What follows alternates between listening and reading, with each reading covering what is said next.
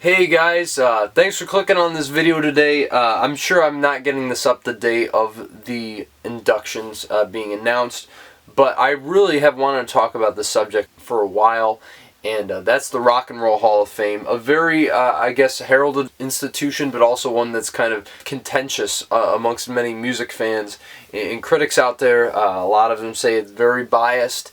You know, they only go for the big acts, all that sort of thing, and there's a lot of politics involved, which is absolutely the case. But, you know, it's also a celebration of music, and I mean, what could be better than that? So, let's get right into who was inducted this year in the 2022 class of the Rock and Roll Hall of Fame, which include Pat Benatar and Neil Giraldo, Duran Duran, Eminem, Dolly Parton, Eurythmics, Lionel Ritchie, and Carly Simon for performers. And when it comes to musical excellence, we got Judas Priest, Jimmy Jam and Terry Lewis. And then for the production order, we have Alan Grubman, Jimmy Iovine, of course, Sylvia Robinson, and then for early influences, we have Elizabeth Cotten and the legendary Harry Belafonte. So, yeah, I mean, I think this is a respectable list. I think the biggest snub to me was A Tribe Called Quest. I mean, really, how are you going to leave out A Tribe Called Quest? Maybe the greatest hip-hop group of all time, but whatever, that's how it goes. But, you know, it's great to see Eminem in there. Obviously, one of the most legendary hip-hop artists of all time. One of the greatest rappers in the game, maybe not today, but back in the day for sure. And yeah, most certainly one of the icons of hip-hop and one of the most iconic musicians of the 21st century. Had to have him in there. And of course, Mrs. Dolly Parton herself, the queen of country music. Of course you had to throw her in there. She's an absolute legend. It's crazy that she wasn't even nominated before. And I love how graceful she's like, oh, I don't know if I deserve that right. You know, I'll make a rock and roll album, but I don't really think she got the point of it at the time, but she said that she's going to accept her induction gracefully. And you know, you gotta love Dolly, no question about that. And of course, I mean, Lionel Ritchie, really, I don't know if he would have been my first pick, but he's great, man. I saw him a few years ago in concert, and I mean, it was one hell of a show, really. That guy knows how to entertain a crowd and interact with the crowd, so really great to see him in there. But yeah, I mean, Tribe was probably the biggest slight out of all the nominees this year, and I'm sure that they'll be inducted at some point down the line. But I would say the most pleasant surprise out of all these inductees is Harry Belafonte as an early influence. Man, when I saw that, my heart was just so full. Really incredible that they're finally giving him his due. An absolute legend, 95 years old, and they honored him in his lifetime. What an incredible artist in his own right. Obviously, I've talked about Harry Belafonte on this channel before in my top 10 albums of the 1950s. His breakthrough LP, Calypso, still stands, is really a standard for world music and really a groundbreaking LP in its own right. So really great to see him on there, and yeah, I can't wait to see what happens with that. Anyway, I'm going to talk about the artists who have actually never been nominated. I think this is the perfect time to bring up such names and kind of bring awareness to it, and kind of like to vent about like how these people have not been recognized by this institution here, because their contributions are just so incredible. And obviously there's some personal bias going into this, but I'm also looking at longevity, how long they've been around, how iconic they are. There's a lot of factors going into this, so I might as well get right into it. So first I want to give some honorable mentions for people who haven't been inducted that I think should absolutely be there just on their own merit. But here's a few. Nas, obviously, you know, he's probably going to get inducted somewhere down the line. But really, if he does, he'd be the third living solo rapper to be inducted after Jay-Z and Eminem this year. But really crazy, I mean, one of the greatest MCs of all time, and kind of bizarre that they haven't nominated him yet. But then again, I guess I'm not too surprised. I mean, it took Randy Newman to get in until 2014. So, you know, they're probably going to take a little bit of time with that one. But, you know, on the same note, Tribe Called Quest, if you nominate them, you got to nominate De La Soul. So hopefully they get an induction down the line. Really one of the pioneers of alternative rap with the Tribe Called Quest. So we'll see about that one. Also, Daft Punk hasn't been nominated yet. Which obviously I think they will within the next few years. I mean, considering Beck just got nominated for the first time this year, you know, their due is coming very, very soon. But still had to mention them. And of course, the Guess Who band I haven't listened to, but obviously, I mean, American Woman is a classic. And a really underrated rock band who's been around for so long. I think everybody knows who they are. So really kind of crazy that they aren't in there at all. And maybe one of the more shocking exclusions from the Rock and Roll Hall of Fame is King Crimson. I mean, the legendary prog band, unbelievable. I mean, because obviously, like in recent years, I mean, you know, the Moody Blues were nominated a few years ago. Yes was nominated. So maybe they're just taking their time, and I guess maybe that makes sense that they're not in there. But I mean, with In the Court of the Crimson King being such an iconic album, you would think, right, at some point, here they would have been inducted, but not yet.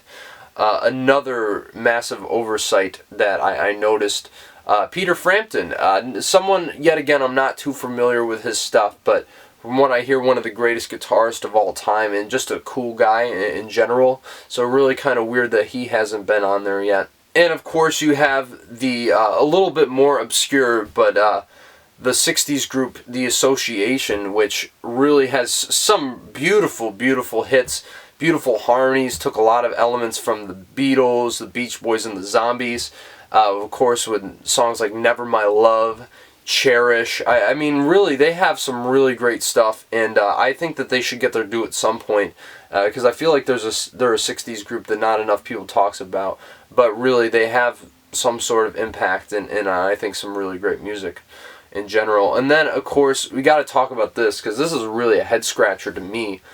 Considering the induction of Lionel Ritchie as a solo artist, the fact the Commodores have never been nominated. What? That's I mean, with songs like Brick House, Easy, Three Times a Lady, you know, especially, you know, considering that Lionel's in there, you would think they would have nominated the group he originated in first, right? But nope, they're not in there yet, and hopefully they'll get their due somewhere down the line. It only makes sense having Lionel in there, and I'm sure his solo music is better, but you still got to respect the Commodores at the very least.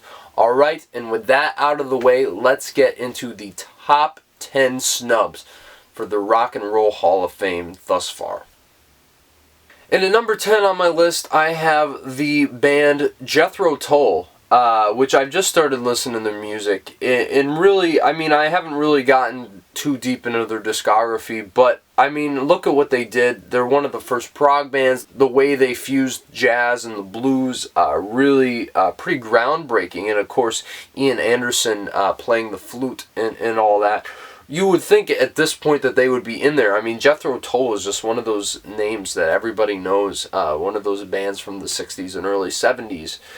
But not in the Rock and Roll Hall of Fame, and considering that Ian Anderson has like this disease that's kind of like debilitating him, and he'll probably die within the next few years or so, it would be nice to induct them in his lifetime. And yeah, it's just kind of weird that they are so far absent from any of the nominations at all. But yeah, we have yet to see, and hopefully Jethro Tull will get in at some point in the near future. And at number 9, I have a figure who's not necessarily like very well known by the mainstream, but I think everybody knows his music, at least to some degree. He's probably, you know, one of those early influences that I was mentioning earlier, like Harry Belafonte. And of course, I'm talking about the legendary Louis Prima. Really, I mean, one of the most multifaceted talents in the music industry. One of the most incredible and iconic voices of all time, but really an amazing trumpeter, too, in his own right, with hits like Just the Gigolo, I Ain't Got No Buddy, which is probably his most iconic song. You have his cover of Pennies from Heaven, which has just been immortalized in Elf, and just so great. And of course, everybody knows him, whether they do or not, is King Louie in the Jungle Book, the animated one from the 60s. So this guy really is such a musical legend. And The Wildest, as you know, as I said in my top 10 albums of the 1950s, is really absolutely one of the best records from its era.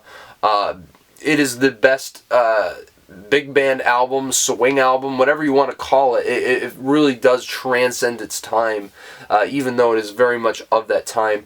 And obviously Louis Prima has gotten recognition from artists like Kanye West, who sampled him on Kids See Ghosts with Kid Cudi there when they were, still friends.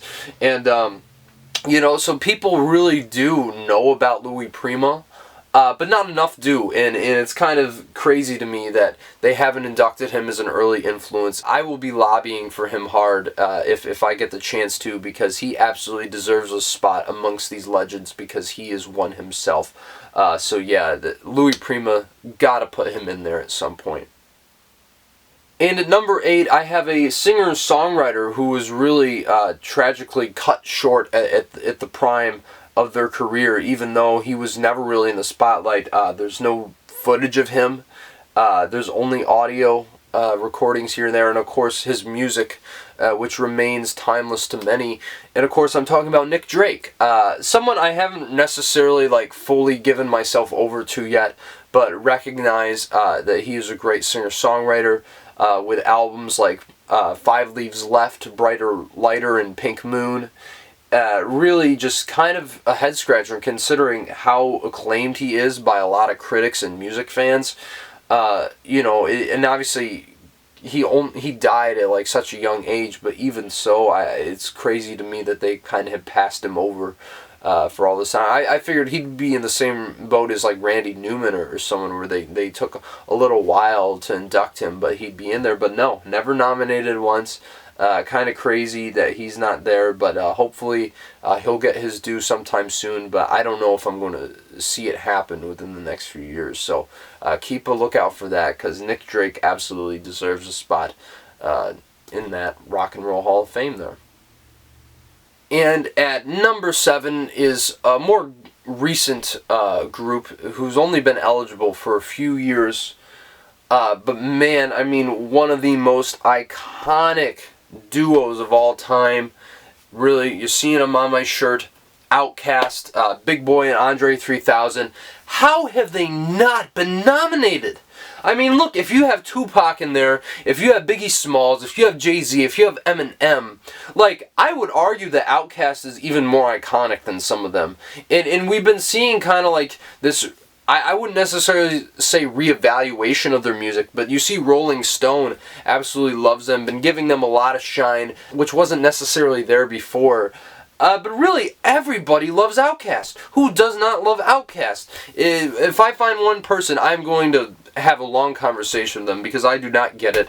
Really, just game changers in hip-hop and just in music in general, with obviously so many great albums like Quemini, Stankonia, one of the greatest, not just hip-hop albums of all time, but albums in general, as I was talking about in my top 10 albums of the 2000s. And of course, Speaker Box, Love and Below, which is such an epic, sprawling double album, and then some. Really, these guys broke so much ground. The way they incorporated elements of funk, the way they influenced elements of rock, and just made it so melodic, especially with songs like Miss Jackson, which is such an iconic track that everybody knows that. I'm sorry, Miss Jackson! Everybody knows that hook.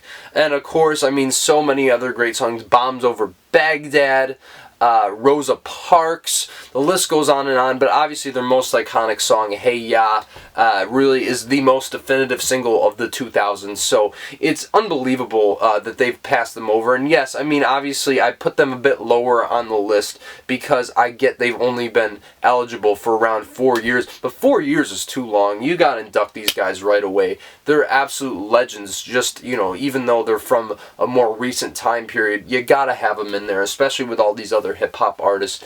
Crazy that they have not even been, I guess, on the mind of the Rock and Roll Hall of Fame board. But one of the groups that is just so essential, and I think we will finally see them get inducted in the next couple years here, but man, that is too long regardless. And at number 6 on my list is really one of the most bullshit reasons the Rock and Roll Hall of Fame said that they would not induct this duo here because their music is too soft.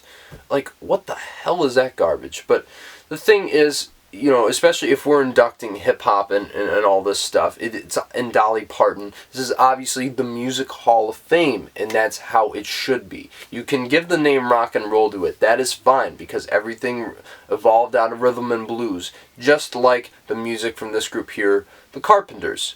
Karen Carpenter, Richard Carpenter, really, you know, they defined that you know, soft rock balladry of the 70s. Everybody's parent who's a boomer, you know that they were blasting it back in the day. I know my mom was listening to the Carpenters back in the 70s. But, you know, it really is just unbelievable. I mean, considering how acclaimed Karen Carpenter is as a vocalist, and just that beautiful contralto voice that you just hear on all these records, like We've Only Just Begun, They Long to Be Close to You. The list goes on and on. You know, really one of those duos that, you know, their songs, especially at Christmas, when you hear, you know, Merry Christmas, Darling, or No Place Like Home for the Holidays, just that warm tone of her voice. It really, it's all you need to get into the Christmas spirit. But yeah, I mean, everybody knows about them, I think, and it's just unbelievable that they haven't even been given thought because their music does not fit within their idea of rock and roll, which obviously is very, very loose. So you gotta have the Carpenters in there at some point. They need to be less stringent with their rules, or at least clarify something, because a lot of things aren't really adding up here. Come on, guys. You gotta have the Carpenters in there. So, kicking off the top 5, I have an artist that I'm not really super familiar with his work yet. But you know the name, and just by name alone, you're like, what? He's not in the Rock and Roll Hall of Fame? And of course, I'm talking about Willie Nelson, living legend, 89 years old, is not in there. And the way I look at it, I'm like, well, if you have Dolly Parton in there, wouldn't you have to have Willie Nelson? Like, yet again, things are not adding up here. But really, I mean, whether you know his music or not, he's a country legend, and just a music legend in general. So why not honor Willie Nelson in his lifetime? It really doesn't make much sense to me that they're passing over all these artists, because obviously, as I said, it's the Music Hall of Fame at this point, and if that's the case, you gotta have Willie Nelson in there. And yeah, I mean, Johnny Cash is in there, but obviously he was more rockabilly, so they were going to throw him in at some point. But yeah, I mean, if you got Dolly, gotta have Willie. It goes hand in hand, so hopefully we'll see that in the next couple years. I have a feeling we just might. And at number 4 is an artist that is so legendary in pop music, it really makes me scratch my head, really more than anything on this list. And that is, he was mentioned by the late Taylor Hawkins in his induction into the Rock and Roll Hall of Fame. And of course, that is George Michael. What? George Michael has never been nominated for the Rock and Roll Hall of Fame? That is absolute blasphemy. I mean, this dude was like the pinnacle of 80s pop music after Madonna and Prince and Michael Jackson. I mean, just his work with Wham alone, you know, like Wake Me Up Before You Go, Careless Whisper. You know, there's so many great hits just from that era. And then, of course, you have his solo career with Faith and Kissing a Fool and Father Figure. I mean, the list goes on and on. I Want Your Sex. This dude was such a legend in pop music. And then, of course, later on, you know, like Freedom. I mean, there's so many great songs from this guy. He was such a prolific songwriter. And I think sometimes people kind of like pass over his music as fluff. And I'm not going to lie, some of the early Wham records absolutely were that. Like Wham Rap.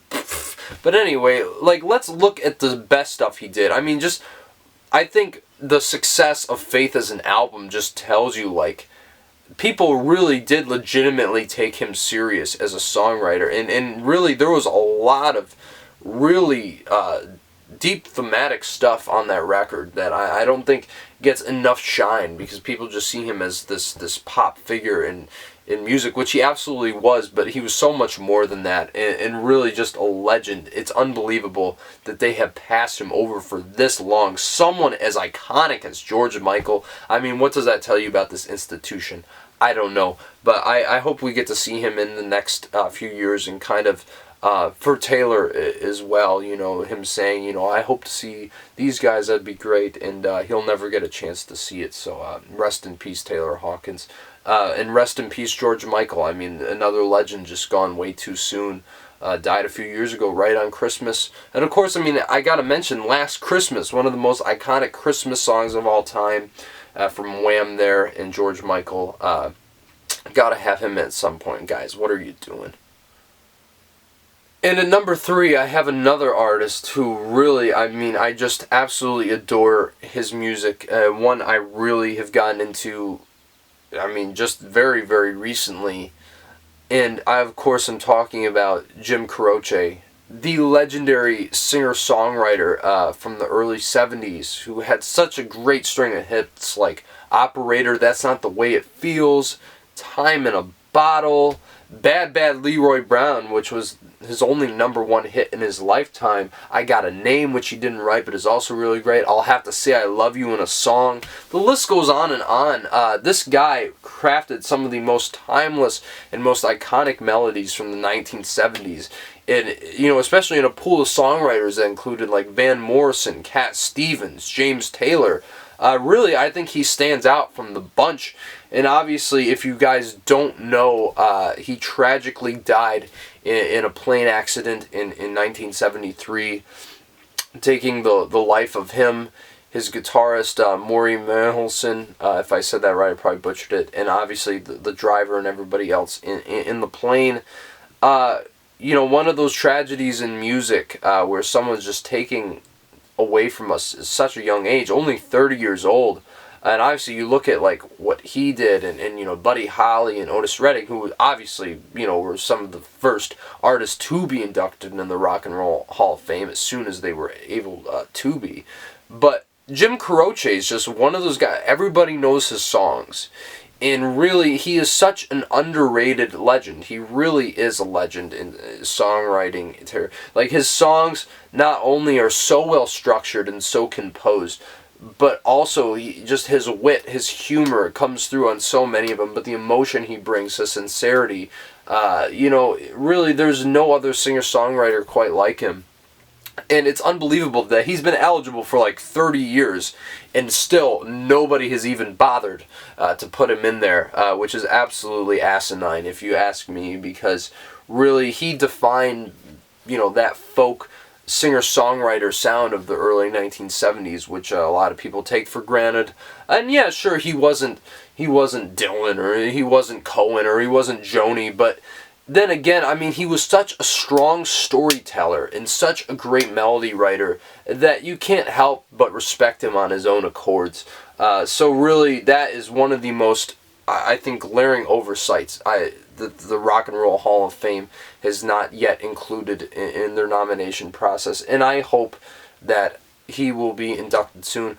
You know, maybe in the next 3 years we could hope, but then again, I don't know. I don't want to hold out too much hope, but people love him, I love him, and I think that might be enough to get him in. It doesn't make sense to me, really.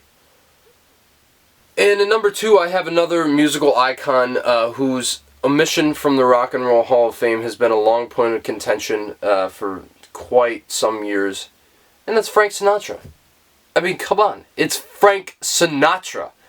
Everybody knows Frank. And I say that about, like, people knowing Jim Croce's music, but this is even, like, he is such a household name. His image is iconic.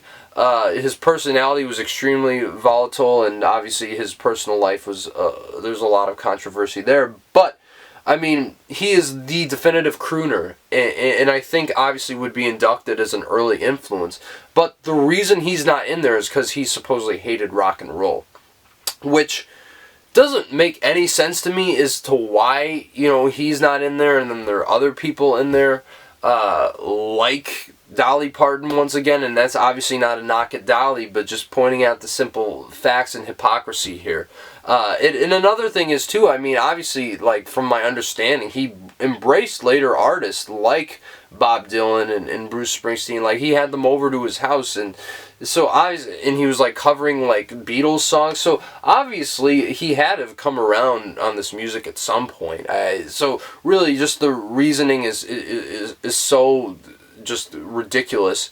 And obviously, I think maybe they're sticking it to him because of what he said about rock and roll. But I don't think that really matters. I mean, Frank Sinatra's long in the grave. You should just give him the honor because he is that big of a figure in the music industry. So I understand that there is some bias here, and I just think it's absolutely unwarranted because it's Frank Sinatra. I mean, what else do I have to say about that? And then, at my number one spot, I think many people would agree with me, one of the most, easily the most glaring omission from the Rock and Roll Hall of Fame, considering that there are other people in his field who are in there as performers. Of course, I'm talking about John Coltrane. What? How has John Coltrane been passed over all this time? I mean, Miles Davis is in there. And I think if that says anything enough, that other jazz legends like Coltrane should be in there. And really, as much as Miles is influential, I don't know if there's a bigger figure in jazz than John Coltrane. I mean, just look at what he did with modal jazz, with hard bop, and obviously just the really just crazy experiments that he did, like especially on Love Supreme. You know, his open letter to God. I mean, this man was so talented. Just his proficiency as a saxophone player is unparalleled. The runs that he's making is just unbelievable. The fact that he's like hardly breathing, but he's able to get all these notes out so succinctly. And of course, like just his use of modulations. He could probably modulate more than 100 times in a single song, and that's not an exaggeration at all. Everybody knows John Coltrane's music, I would hope, and everybody knows he's an absolute legend. So really, to me, yet again, it is one of those examples where it's like the precedent is there, Miles is in there, was inducted a long time ago, where the hell is Coltrane? Really, just unbelievable, once again, with this institution failing to recognize such great musical talents, ones that are so innovative that it just baffles me that they just pass him over. And yeah, I guess that's the point of this video. There's probably a few I'm missing, so if you think I am, let me know in the comments below who I didn't mention here, because obviously this discussion is one that is very ripe for conversation and one I think needs to be had if we're talking about Hall of Famers. So yeah, guys, I mean, let me know what you think about the inductees this year as well. Are you mad that Tribe Called Quest didn't get in? Are you happy to see Harry Belafonte get recognition? Just drop it in the comments below. And of course, smash the like button on this video and subscribe to the channel if you haven't already. We're going to bring you so much great content here, and I can't wait to talk about more movies and stuff. Of course, Everything Everywhere All at Once is coming, that review. And of course, I am going to also be talking about Doctor Strange and the Multiverse of Madness. Can't wait to see that one. Sam Raimi's first foray into the MCU. It's going to be exciting. So yeah, guys, thanks for tuning into this video about the Rock and Roll Hall of Fame, and I will see you guys in the next video.